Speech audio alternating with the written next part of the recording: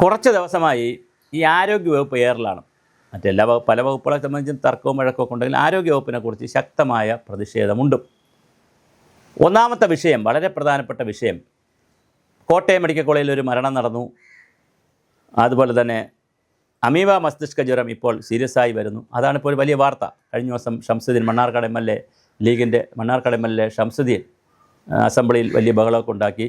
അപ്പോൾ ഔചിത്യം കൂടുതൽ വേണം എന്നുള്ള നിലയിൽ നമ്മുടെ വിഷ്ണുനാഥ്, PC വിഷ്ണുനാഥ് താത്വികമായിട്ടൊക്കെ പറയുന്ന ആളാണ്, അദ്ദേഹം അഭിപ്രായം പറഞ്ഞു. അങ്ങനെ ഒരുപാട് ആളുകൾ അഭിപ്രായം പറഞ്ഞു.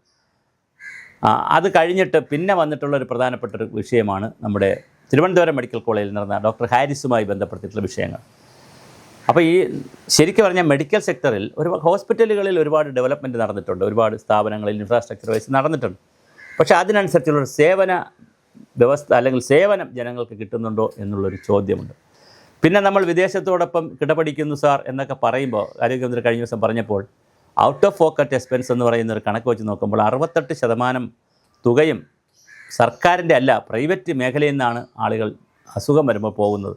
ഒരു 32% മൊത്തം ചിലവിൻ്റെ 32% മാത്രമേ, അല്ലെങ്കിൽ മൊത്തം ഇൻകമല്ല ഒരു എക്സ്പെൻഡിച്ചറൊക്കെ കണക്കാക്കുമ്പോൾ പിന്നെ തുക കണക്കാക്കുമ്പോൾ 32% മാത്രമേ സർക്കാരിൻ്റെ ഇൻവെസ്റ്റ്മെൻറ്റ് ഇതിനകത്തുള്ളൂ. ബാക്കി 68% ഔട്ട് ഓഫ് പോക്കറ്റ് എന്നുള്ള കൺസെപ്റ്റിൽ പൊതുജനങ്ങളുടെ ഇടപെടലാണ് ഇതിനകത്ത്. അപ്പോൾ നമ്മുടെ രാജ്യത്തെ ഇപ്പോൾ തിരുവനന്തപുരത്ത് ഒരേ ഒരു സൂപ്പർ സ്പെഷ്യലിസ്റ്റ് ഹോസ്പിറ്റൽ മാത്രമേ ഞാൻ ഒരു 10-25 വർഷം മുമ്പുണ്ടായിരുന്നു. ഇപ്പോൾ 15 അല്ല 25ഓളം സൂപ്പർ സ്പെഷ്യലിസ്റ്റ്. അതുപോലെ ഓരോ ജില്ല എടുത്താലും അത്രമാത്രം, പിന്നെ ഗ്രാമങ്ങളെടുത്താലും ഒക്കെ ആശുപത്രി ശൃംഖല വളരെ വലുതാണ്.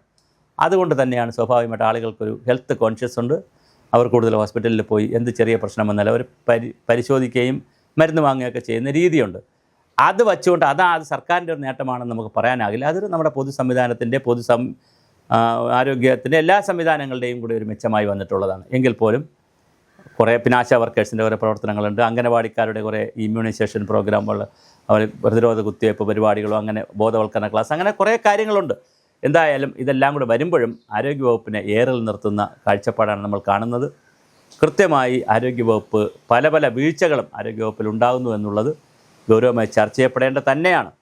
ശക്തമായ എതിർപ്പാണ് ഇന്നലെ പ്രതിപക്ഷം ആരോഗ്യവകുപ്പിനെതിരെ അസംബ്ലിയിൽ ഉയർത്തിയത്.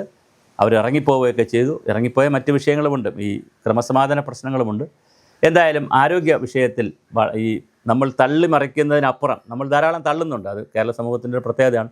സമ്പൂർണ്ണ സാക്ഷരതയാണ്, ഒരുപാട് മെറ്റേണിറ്റിയുടെ കാര്യങ്ങൾ, അതുപോലെ ഇൻഫൻറ്റ് മോർട്ടാലിറ്റി എന്നൊക്കെ പറഞ്ഞ് നമ്മൾ ഒരുപാട് കാര്യങ്ങളിൽ അമേരിക്കയേക്കാൾ മുന്നിലാണെന്നൊക്കെ പറയും. പക്ഷെ അങ്ങനെ പറയുമ്പോൾ തന്നെ നമ്മുടെ ആരോഗ്യരംഗത്ത് നിരവധി പ്രശ്നങ്ങൾ നിൽക്കുന്നു എന്നുള്ളത് നമ്മൾ ചർച്ച ചെയ്യണം. നമ്മുടെ ഹോസ്പിറ്റലുകളുടെ സേവന രീതി അല്ലെങ്കിൽ സർവീസ് കൊടുക്കുന്ന രീതി ഇനിയും ഒരുപാട് മാറേണ്ടതുണ്ട്. ഇൻഫ്രാസ്ട്രക്ചർ വൈസ് ഇനിയും നമുക്ക് പല ഹോസ്പിറ്റലുകളിലും ഇപ്പോൾ ഒരുപാട് കാര്യങ്ങൾ ഹോസ്പിറ്റലുകളിൽ ഇനിയും വരേണ്ടതുണ്ട്. ആ നിലയിൽ ചിന്തിക്കുമ്പോൾ തീർച്ചയായിട്ടും നമുക്ക് ഇനിയും ഒരുപാട് മുന്നോട്ട് പോകേണ്ടതുണ്ട്. ചർച്ചകൾ നടക്കട്ടെ. നമ്മൾക്ക് ഈ തള്ളിമറിക്കുന്നതിനപ്പുറം ആരോഗ്യമേഖല വെൻറ്റിലേറ്ററിലാണ് എന്നുള്ളൊരു കാഴ്ചപ്പാടാണ് ഇപ്പോൾ കേൾക്കുന്നത്. അത് വെൻറ്റിലേറ്ററിൽ നിന്ന് പുറത്തു കൊണ്ടുവരണം. പുറത്തുള്ള നല്ല ശ്വാസം എടുത്ത് ആരോഗ്യവകുപ്പ് വളരെ ശക്തിയായി തന്നെ നിൽക്കട്ടെ. അതിനുള്ള പ്രവർത്തനങ്ങളാണ് നമ്മളെല്ലാവരും കോൺസെൻട്രേറ്റ് ചെയ്യേണ്ടത്. പ്രത്യേകിച്ച് ഗവൺമെൻറ് അതിനകത്ത് വലിയ റോൾ എടുക്കേണ്ടതുണ്ട്. ആരോഗ്യമന്ത്രിക്കൊക്കെ വലിയ പങ്കെടുക്കാൻ പറ്റും. ആ കാര്യങ്ങൾ നടക്കട്ടെ.